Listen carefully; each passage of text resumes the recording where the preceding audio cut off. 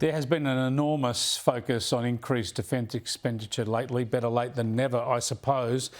Big concerns about some of our major projects, though. Let's go to the Defence Industries Minister, Melissa Price, who joins us live from Canberra. Thanks for joining us, Minister. The Chinese government sent out some propaganda just yesterday pointing out that their military might completely overwhelms us, and if we entered into any conflict over Taiwan, would be obliterated immediately. I mean, it's horrible tub-thumping propaganda, but they're right, aren't they?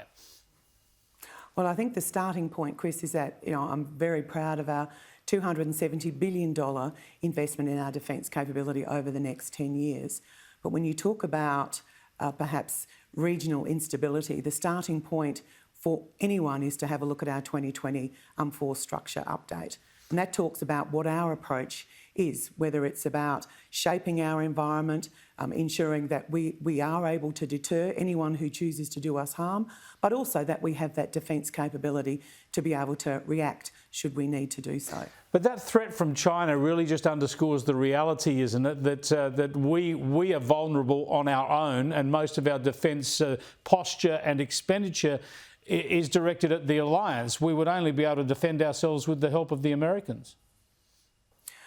Well, we're certainly very focused on what is it that we need to do at home, and I think, Chris, there's nothing like a pandemic to get you focused on what is it that we need to do at home to be able to defend our home. If we talk about building submarine programs, it's not just about building submarines, it's about building an industry, it's about creating jobs and making sure that we have got that sovereign industrial capability that we need so that we can defend ourselves. And I think, that 2020 force update, really underscores that. Well, one of the areas where we really need to be self-reliant is when it comes to submarines, to be able to protect ourselves and our key naval passages with submarines, that and some Air Force superiority to our north. But how badly exposed are we with submarines? With the latest speculation, we might need some stopgap submarine to help us out until the new French Barracudas are actually ready. Well, Chris, we're very proud of our very ambitious shipbuilding program, and we're very proud of our relationship with Novell Group. And in fact, it was only last week that I cheerioed a couple of our young Australians who are heading off to Cherbourg, who are now involved in Novell Group, employed by Novell Group.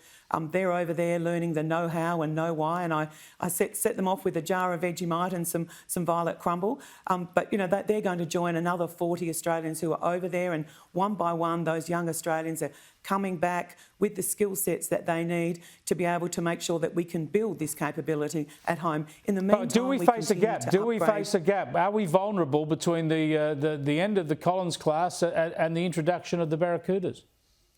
No, well, we're very satisfied with the qualities of the Collins class and indeed the upgrades that are proposed for the future Collins. Now, tell us also about the increased investment in army bases or military bases to our north. We do have rotations of Marines through Darwin. Is part of our medium-term future to increase US involvement and deployments to our north? And could that ever include a permanent base?